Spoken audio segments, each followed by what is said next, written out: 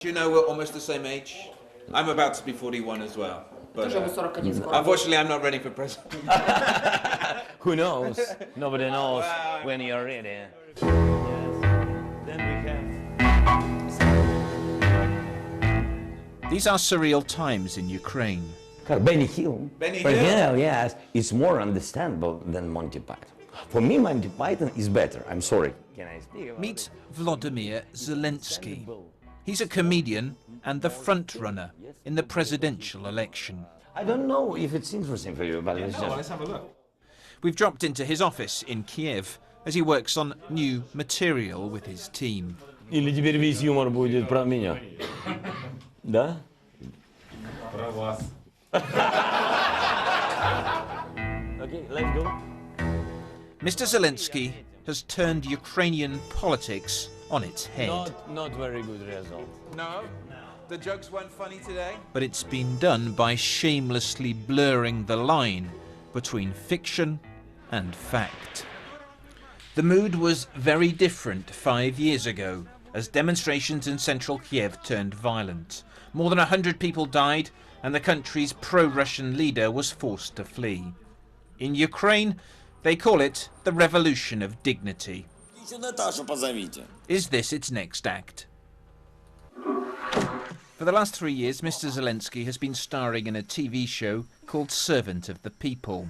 He plays an ordinary guy who unexpectedly wins Ukraine's election. Василий Петрович Голобородько? Да. Доброе утро, господин президент. Mr. Zelenskiy's campaign pitch is basically vote for me and get the fictional president, Goloboroddka. For those who still don't get it, he's called his political party Servant of the People, just like his TV show. Конечно же, это ответ всему политическому истеблишменту. Люди хотят что-то новое. But there is one rather important difference between the real candidate and the fictional president. On TV, much is made of the president defying the powerful oligarchs that dominate Ukrainian politics. Вместо того, чтобы служить народу, вы прислуживаете олигархам. И зараз за декілька хвилин. In reality, all Volodymyr Zelenskiy's shows are broadcast on a channel owned by the country's most controversial billionaire, Igor Kolomoisky. These days, you have to leave Ukraine to find him. Jonah Fisher from the BBC. Very nice to meet you. Nice to meet you. Thank you so We've come to Israel for a rare interview. So you're a billionaire, but you drive yourself? And it's a Skoda. Mr. Kolomoisky is not quite on the run, but back in Ukraine he's been accused of theft on an extraordinary scale.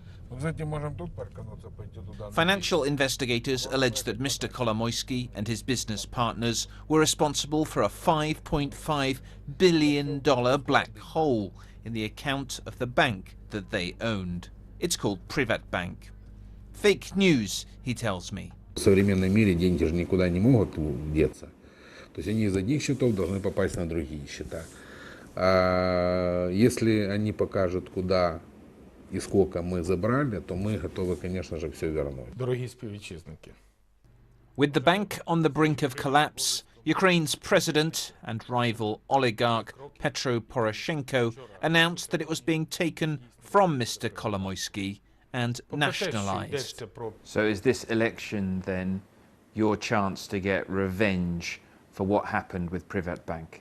Нет, это, то есть, это вообще не связанные вещи. То есть у нас нет вопроса мести. And that leads us back to the comedian.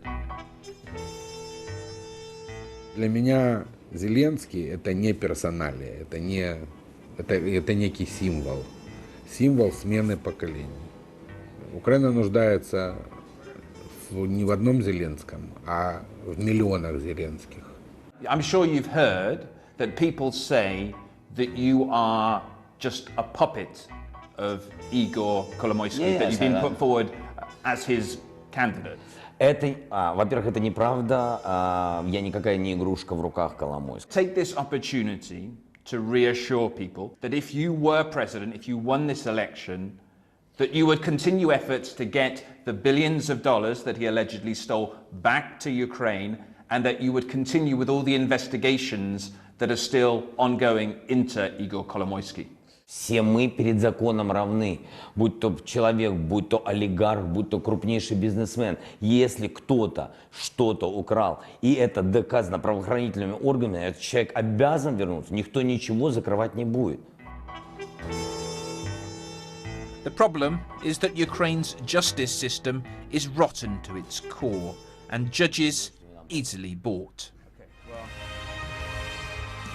Loving the comedian hasn't stopped Mr. Kolomoisky flirting with some of the more conventional presidential candidates. Yulia Tymoshenko, Ukraine's former prime minister, is also getting serious airtime on the oligarch's influential television channel. The ideal scenario for Kolomoisky would be to have both Volodymyr Zelenkskiy, a comedian, and Yulia Tymoshenko, whom he likes, to be in the second tour of the Second round. to be in the second round of the presidential elections.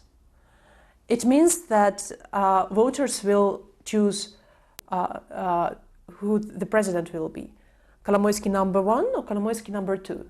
And what of Mr. Kolomoisky's arch enemy, the man who took his bank and holds the top job? Swept to power after the revolution 5 years ago, Petro Poroshenko turned Ukraine decisively away from Russia towards Europe. But he's made slow progress tackling corruption. After the previous revolution, everyone were ready to wait for better life. Everyone understands that system should be changed, and there is no other way. He did not change the system. That is the problem. He missed the historical window of opportunity. While the oligarchs feud, the war in the east against Russian-backed rebels rumbles on, almost forgotten. The conflict has cost Ukraine territory and more than 10,000 lives. And there's no end in sight.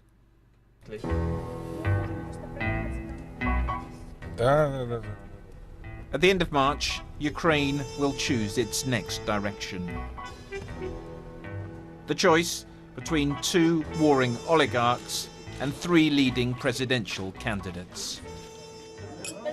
There may well be a change in style, but none of them look like being the reformer that this country so badly needs.